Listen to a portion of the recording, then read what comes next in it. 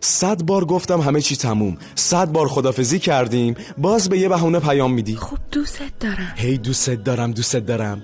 عزیز من، خیلی دلایل دیگه هست که نشون میده ما به هم نمیخوریم. فقط دوست داشتن نیست که. دست از سرم بر میداری یا بلاکت کنم؟ باشه. آها، فقط یه چیزی ازت میپرسم بعد میرم. بگو، فقط قول بده بری. چرا همیشه اونایی که 1000 جور کثافتکاری و گناه میکنن زندگیشون خیلی بهتر از اونایی که هیچ گناهی نمیکنن و پاک میمونن؟